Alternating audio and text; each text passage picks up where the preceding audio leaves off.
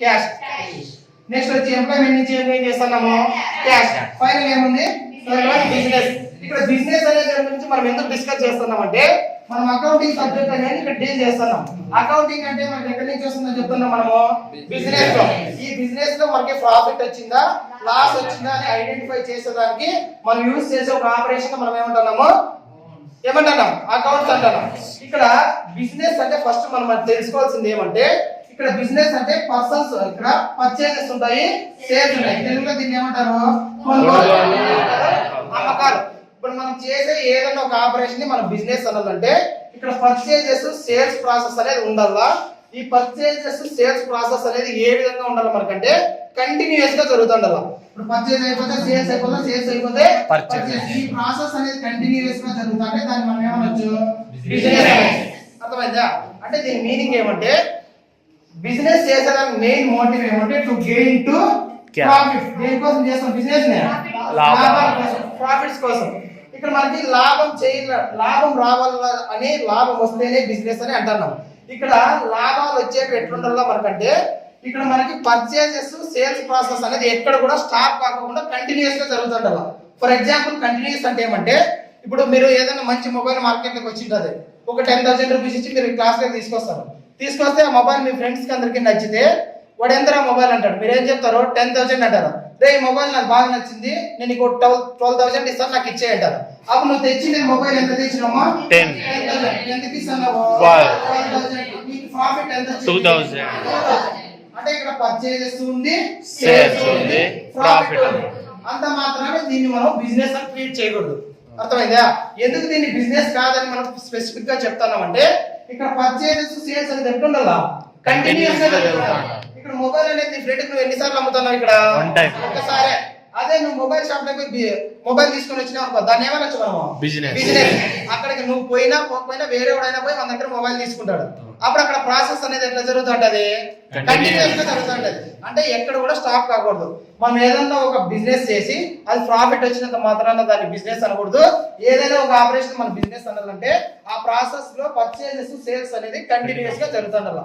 దాన్ని ఏమంటారు బిజినెస్. ఇంకా ఈ బిజినెస్ చేసే దాంట్లో మనకి ప్రాఫిట్స్ వచ్చినాయా లాసెస్ వచ్చినాయని ఐడెంటిఫై చేసేదాన్ని అకౌంటింగ్ అంటారు. ఇక్కడ అకౌంటింగ్ అనే దాన్ని ఫస్ట్ మనకి ఎప్పుడు ఐడెంటిఫై చేస్తారంటే 1494 లో. అకౌంటింగ్ ఎప్పుడు కనుక్కున్నారంటే ఇయర్ ఏం చెప్పాలి మీరు 1494. ఇక్కడ 1494 లో ఎవరు అకౌంట్ కనుక్కున్నారంటే లూకా పాసియోలి. ఎవరు? లూకా పాసియోలి. ఇతను మనం ఏమంటామంటే ఫాదర్ ఆఫ్ అకౌంట్స్ అంటాం. ఇప్పుడు father of economics Adam Smith ఉన్నాడు కదా, అట్లా ఫాదర్ ఆఫ్ అకౌంట్స్ అంటే ఎవరు? లూకా పాసియోలి. ఈ లూకా పాసియోలి అనేవాడు ఇటాలియన్. అర్థమైందా? 1494 లో మనకి ఫస్ట్ అకౌంటింగ్ అనేది కనుక్కున్నారు. ఈ అకౌంటింగ్ కనుక్కునే పర్సన్ ఎవరంటే లూకా పాసియోలి. ఈ లూకా పాసియోలి ఏ కంట్రీ అంటే ఇటాలియన్. అర్థమైందా? ఇప్పుడు కనుక్కున్నప్పటి నుంచి మనకి అకౌంట్సింగ్ అనేది వచ్చింది. ఇంతకు ముందు అకౌంట్స్ లేదా సార్? 1494 నుంచి మనకు అకౌంట్స్ ఉందంటే దాదాపు 200 సంవత్సరాల ముందే అకౌంట్స్ ఉంది. చాణక్యుడు కౌటిల్యుడు అని పేరు కదా మీరు ఎకనామిక్స్ లో వస్తుంది. అతను కనుక్కున్నాడు అకౌంట్స్. కానీ ఈ అకౌంట్స్ వెలుగులోకి తెచ్చే పర్సన్ ఎవరంటే లూకా పాసియోలి. అందుకే దీన్ని ఏమంటున్నాం మనము ఫాదర్ ఆఫ్ అకౌంట్స్. ఎవరు ఫాదర్ ఆఫ్ అకౌంట్స్ అంటే లూకా పాసియోలి. అర్థమైందా? ఇతను లూకా పాసియోలి అనేది ఏం కనుక్కున్నాడంటే మనకి డబుల్ ఎంట్రీ సిస్టమ్ అంటారు. ఏమంటారు? Double entry system. తెలుగులో దీన్ని ఏమంటాము జంట పద్దు విధానం. ఏమంటాము జంట పద్దు విధానం. ఇక్కడ జంట పద్దు అని ఏమంటున్నామంటే ఇక్కడ ఎందుకు దీన్ని డబుల్ ఎంట్రీ సిస్టమ్ జంట పద్దు విధానం అంటామంటే ఇక్కడ ఏమన్నా జంట ఉంది, ఇక్కడ ఏముంది డబుల్ ఎంట్రీ సిస్టమ్ అంట. డబుల్ అంటే ఏమి? రెండు. ఇక్కడ రెండు అంటే ఏముంటాయంటే ఫస్ట్ వన్ వచ్చి డెబిట్ ఉంటుంది, సెకండ్ వన్ వచ్చి క్రెడిట్.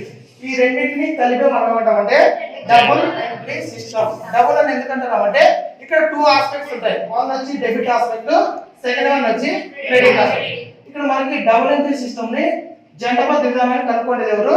లూకా పాసియోలి. అందుకే ఇతను అకౌంట్స్ కనుక్కున్నాడు కాబట్టి ఇది ఏమంటున్నాడు ఫాదర్ ఆఫ్ అకౌంట్స్.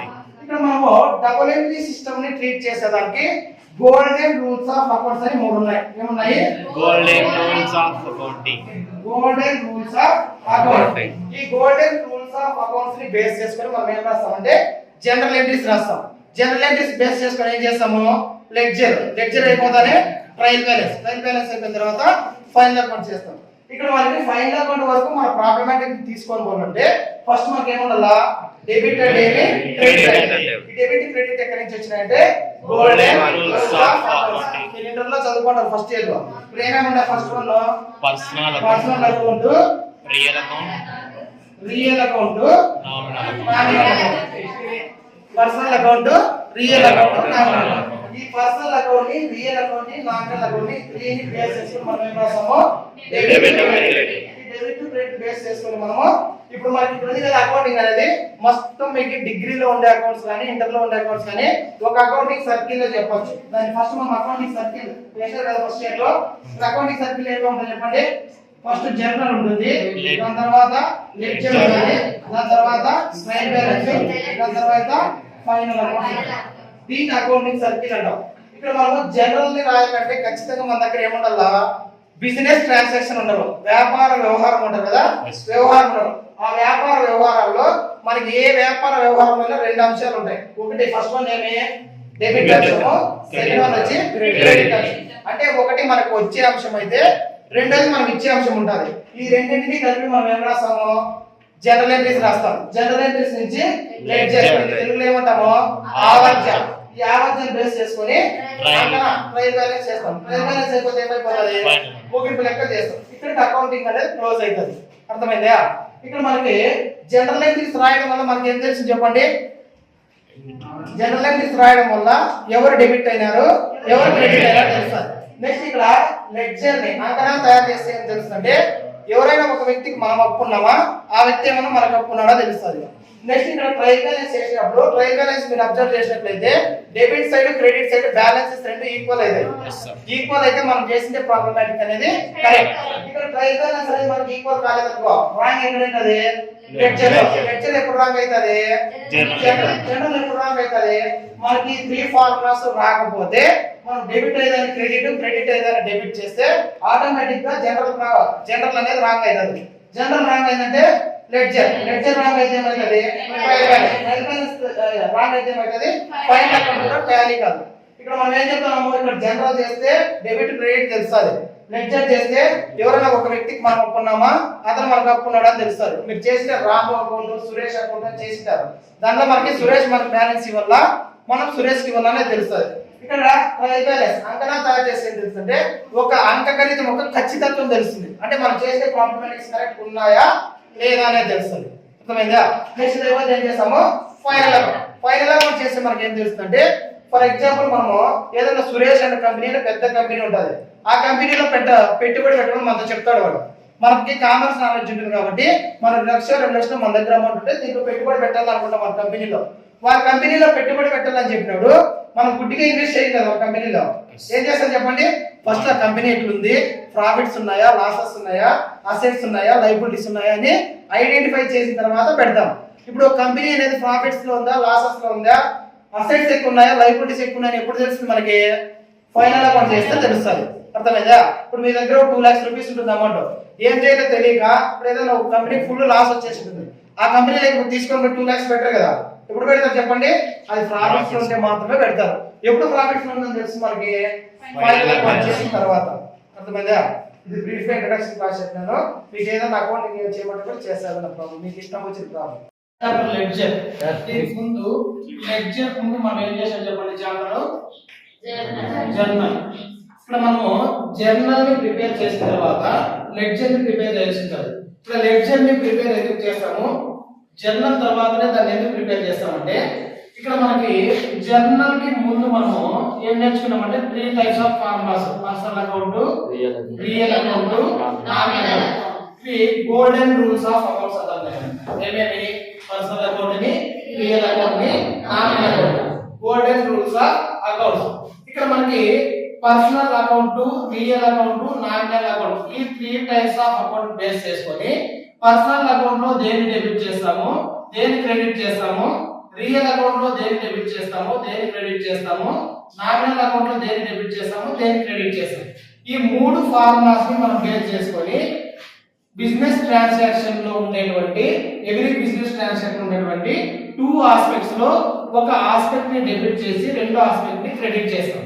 ఇట్లా ఎవ్రీ బిజినెస్ ట్రాన్సాక్షన్ లో ఉండేటువంటి టూ ఆస్పెక్ట్స్ లో ఒక ఆస్పెక్ట్ ని డెబిట్ చేసి రెండో ఆస్పెక్ట్ ని క్రెడిట్ చేసి మనం జనరల్ రాసినట్లయితే దాన్ని ఏమంటామంటే జర్నల్ ఎంట్రీస్ అంటాం. అర్థమైందా?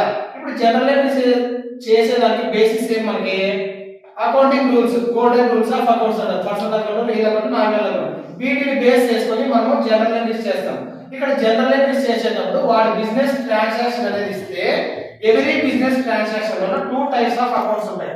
అది పర్సనల్ అకౌంట్ కావచ్చు, రియల్ అకౌంట్ కావచ్చు, నామినల్ అకౌంట్. అదే విధంగా ఎవ్రీ బిజినెస్ ట్రాన్సాక్షన్ లో టూ టైప్స్ ఆఫ్ అకౌంట్స్ ఉంటాయి, టూ ఆస్పెక్ట్స్ ఉంటాయి. టూ ఆస్పెక్ట్స్ అంటే మనం ఏమేమి చెప్తాము, రిసీవింగ్ ఆస్పెక్ట్ ఒకటి, గివింగ్ ఆస్పెక్ట్. ఇక్కడ మనం రిసీవింగ్ ఆస్పెక్ట్ ని డెబిట్ చేసినాము, గివింగ్ ఆస్పెక్ట్ ని క్రెడిట్ చేస్తాం. ఇట్లా మనం బిజినెస్ ట్రాన్సాక్షన్ చేసిన తర్వాత కంపల్సరీగా ఎవ్రీ బిజినెస్ ట్రాన్సాక్షన్ లో టూ టైప్స్ ఆఫ్ ఆస్పెక్ట్ కంపల్సరీగా ఉంటాయి. దాంట్లో ఒకటి డెబిట్ అవుతుంది, రెండోది క్రెడిట్ అవుతుంది. ఇట్లా బేస్ చేస్తాం మనం డెబిట్ టు క్రెడిట్ చేస్తూ ఒక ఫార్మాట్ వేసి ముందు మనం చేసిన జనరల్ ఎంట్రీస్. ఆ ఫార్మాట్ లో which one account debited to which account credit అని చెప్పి క్లారిటీగా రాస్తే క్లాసిఫికేషన్ ఇస్తే దాన్ని జనరల్ ఎంట్రీస్ అంటారు. జనరల్ ఎంట్రీస్ అయిపోయిన తర్వాత మనం నెక్స్ట్ ఫర్దర్ గా ఏం ప్రిపేర్ చేయాలంటే లెడ్జర్. సరే ఇక్కడ మనము జర్నల్ ప్రిపేర్ చేస్తున్నాం కదా, జర్నల్ ప్రిపేర్ చేసినప్పుడు లెడ్జర్ ని ఎందుకు ప్రిపేర్ చేస్తాము, దీనికి ఎందుకు ఇంపార్టెన్స్ ఇస్తాము అంటే ఇప్పుడు మనం జనరల్ ఎంట్రీస్ రాసేటప్పుడు మనం ఏం చేస్తామంటే ఒక అకౌంట్ అనేది డెబిట్ అయింది, క్రెడిట్ అయింది అని మాత్రమే మనం ఐడెంటిఫై చేస్తాం, అంతే కదా. ఇప్పుడు ఫర్ ఎగ్జాంపుల్ మనము పర్చేజ్ లేదంటే గూడ్స్ పర్చేజ్ ఫర్ క్యాష్, ఇది ట్రాన్సాక్షన్. ఇక్కడ ఏం రాసాం మనము గూడ్స్ పర్చేజ్ ఫర్ క్యాష్ అని రాసాం. ఇక్కడ ఇది బిజినెస్ ట్రాన్సాక్షన్ అనుకుంటే ఎవరీ బిజినెస్ ట్రాన్సాక్షన్ లో టూ అకౌంట్స్ ఉంటాయి మనకి. ఇక్కడ ఫస్ట్ మనకి ఏముంది పర్చేజెస్ ఉంది, సెకండ్ వన్ ఏముంది క్యాష్ ఉంది. ఇక్కడ టూ అకౌంట్స్ ఉన్నప్పుడు పర్చేజెస్ అనేది మనం ఏ అకౌంట్ కిందకి వస్తుంది అంటే నామినల్ అకౌంట్ కిందకి వస్తుంది.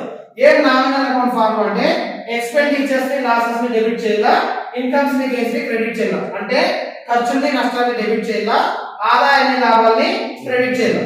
నెక్స్ట్ సెకండ్ వన్ ఏముంది క్యాష్. క్యాష్ అనేది ఏం అకౌంట్ రియల్ అకౌంట్. క్యాష్ మనం ఏమంటామంటే అసెట్ అంటాం.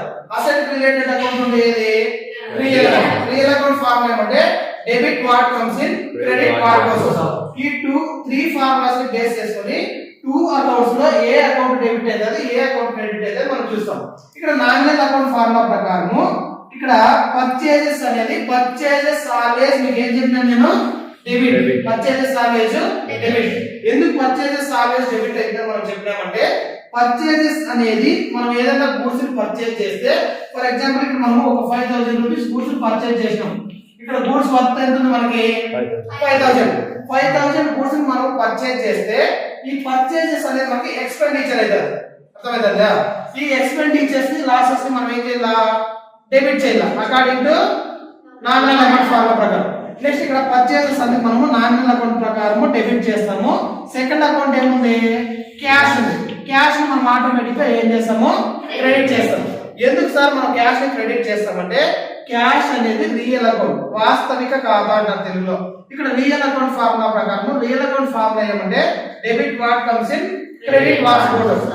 సంస్థలోకి వచ్చే ఆస్తిని డెబిట్ చేయాలా, సంస్థ నుంచి పోయే ఆస్తిని క్రెడిట్ చేయాలి. ఇప్పుడు మనము 5000 రూపీస్ గూడ్స్ ని పర్చేజ్ చేస్తున్నాం. పర్చేజ్ చేస్తే పర్చేజెస్ ఆల్వేస్ డెబిట్ అని నామినల్ అకౌంట్ ఫార్ములా ప్రకారం డెబిట్ చేస్తాం. 5000 రూపీస్ గూడ్స్ ని మనం పర్చేజ్ చేస్తే మనం పర్చేజ్ చేసే పర్సన్ కి ఏమి ఇవ్వాలా క్యాష్ ఇవ్వాలి. అంటే ఇప్పుడు క్యాష్ అనేది మనము ఆపోజిట్ పర్సన్ కి ఇస్తాం కాబట్టి ఇక్కడ క్యాష్ అనేది మనకు రిసీవింగ్ కాన్సెప్ట్ అయితే గివింగ్ కాన్సెప్ట్ అవుతుంది. గివింగ్ కాన్సెప్ట్ అంటే గోస్ అవుట్, మన సంస్థ నుంచి మన అసోసియేషన్ నుంచి గోస్ అవుట్ అవుతుంది కాబట్టి debit what comes in, credit what goes out. According to real account formula ప్రకారం ఈ క్యాష్ ని క్రెడిట్ చేస్తాం. ఇట్లా చేస్తే మనకి ఏం చేస్తుందంటే ఇట్లా చేస్తే మనం దీన్ని ఏమంటామంటే జనరల్ ఎంట్రీస్ అంటాం. ఇప్పుడు జనరల్ ఎంట్రీ రాసిన దానికి ఏమొస్తుంది purchase account data to cash account నుంచి జనరల్ ఎంట్రీ రాస్తాం. Purchase account data to cash account. ఇక్కడ మనకి ఏ అకౌంట్ డెబిట్ అయింది, ఏ అకౌంట్ క్రెడిట్ అయింది అని తెలుస్తుంది ఇక్కడ జనరల్ ఎంట్రీస్ లో. ఇక్కడ జనరల్ ఎంట్రీ రాసినప్పుడు ఏ అకౌంట్ డెబిట్ అయింది, క్రెడిట్ అయింది అని మాత్రమే మనకు తెలుస్తుంది. కానీ మనకి టోటల్ పర్చేజెస్ ఎంత, టోటల్ క్యాష్ ఎంత ఉందా ఇట్లా ఇండివిజువల్ గా తెలుసుకోవాలంటే కంపల్సరీగా మనం ఏం ప్రిపేర్ చేయాలా లెడ్జర్ ని ప్రిపేర్ చేయాలి. ఇక్కడ మనకి జనరల్ ఎంట్రీస్ చేస్తే టోటల్ మనకి పర్చేజెస్ అమౌంట్ ఎంత అనేది తెలియదు, టోటల్ సేల్స్ అమౌంట్ ఎంత అనేది తెలియదు, టోటల్ ఒక పర్సన్ కి మనం ఎంత అమౌంట్ ఇవ్వాలనేది తెలియదు, లేదా ఆపోజిట్ పర్సన్ నుంచి మనకి ఎంత అకౌంట్ రావాలనేది తెలియదు. ఇవన్నీ మనకి ఇండివిజువల్ గా తెలియాలంటే కంపల్సరీ మనం ఏం ప్రిపేర్ చేయాలా, లెడ్జర్ ప్రిపేర్ చేయాలి. ఇప్పుడు లెడ్జర్ ప్రిపేర్ చేసేటప్పుడు ఇక్కడ లెడ్జర్ ని మనం ఏమంటామంటే అకౌంట్ అంటాం. లెడ్జర్ ఏమంటాము అకౌంట్. ఇక్కడ అకౌంట్ అనేది మనకి ఇంగ్లీష్ లెటర్ టీ సింబల్ లో ఉండాలి. దీంట్లో లెఫ్ట్ సైడ్ ఏమంటాము డెబిట్, రైట్ సైడ్ ఏమంటాము క్రెడిట్. ఇట్లా అకౌంట్ ని ప్రిపేర్ చేసేటప్పుడు లెడ్జర్ లో డిఫరెంట్ టైప్స్ ఆఫ్ అకౌంట్స్ ఉంటాయి. డిఫరెంట్ టైప్స్ ఆఫ్ అకౌంట్స్ అంటే పర్చేస్ అకౌంట్ కావచ్చు, సేల్స్ అకౌంట్ కావచ్చు,